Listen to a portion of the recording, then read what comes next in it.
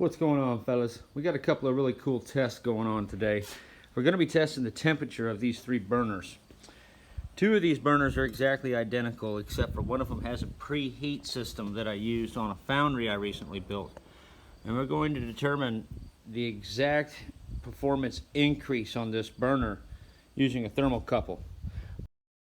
Okay, just to get a benchmark, this torch here gets up to about 2060 degrees. It's a fairly substantial torch, puts off quite the flame. So just so we got an idea of where we are, you can see here what we got. We'll compare it to this as well.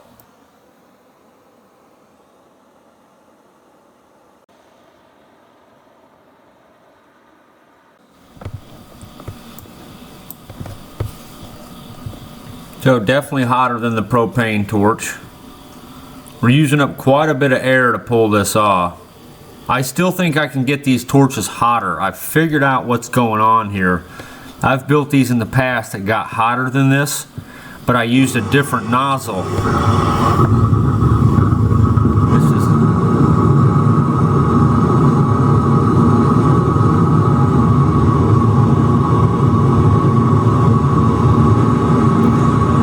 Fires up so nice.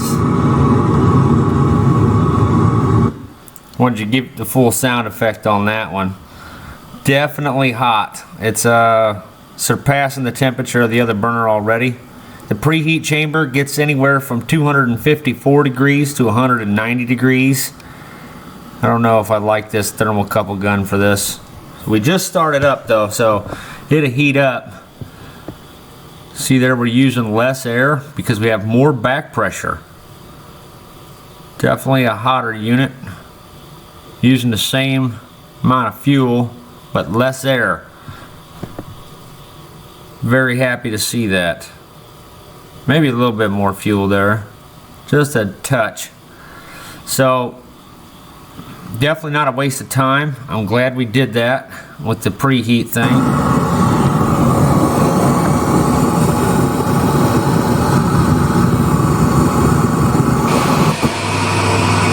Here's the other burner.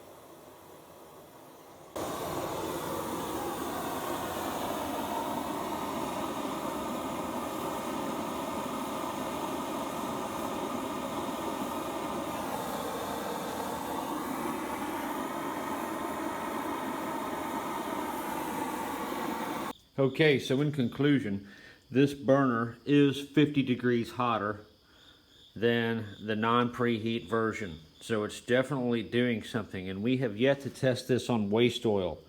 When we test it on waste oil and you're experiencing cooler temperatures, we're going to see some performance differences out of this thing that give us some extreme advantages. I can tell you one thing, the throttle responsiveness on this burner is far superior to the rest. There's no sense that it's going to burn out on you because the fuel is so readily vaporized.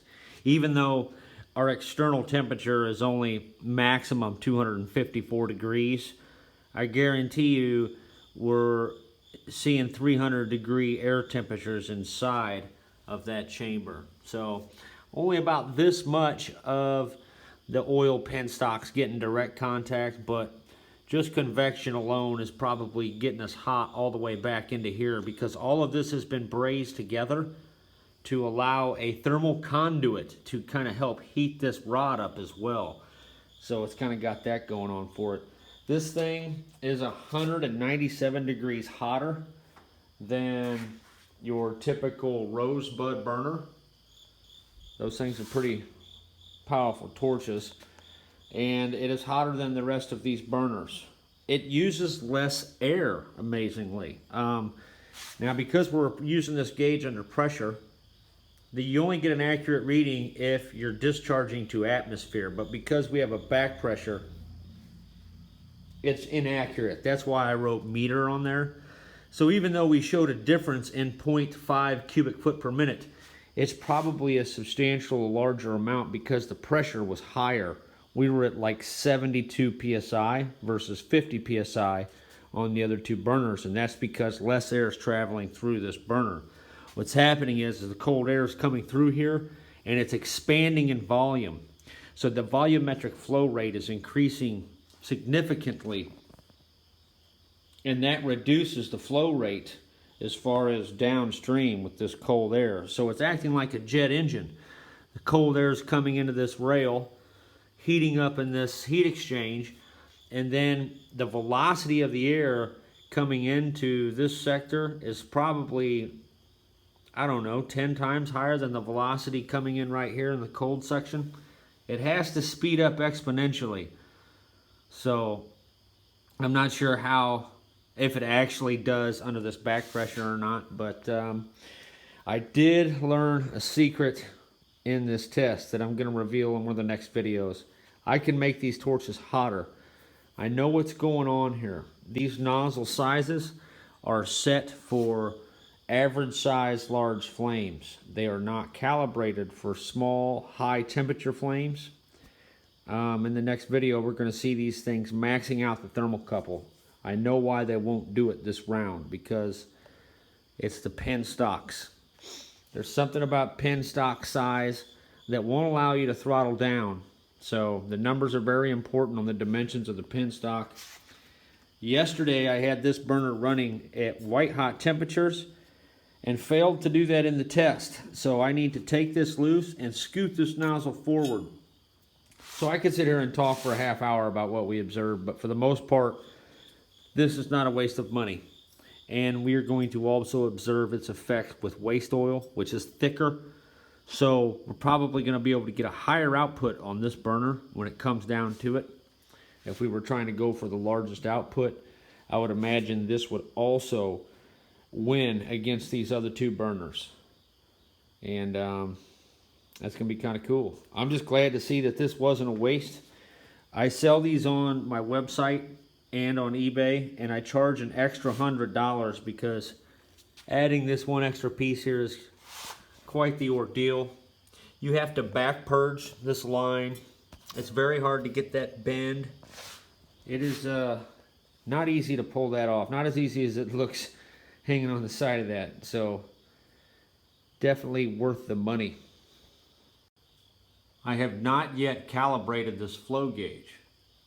Now this is made for liquids, but let's face it, buoyancy plays a role in this gauge. So the density of the fluid is going to alter the buoyancy. So water is not going to give the same reading as diesel fuel. So what we'll do is your standard old graduated cylinder stopwatch test with this device to see just how close it is in calibration. It's probably fairly close.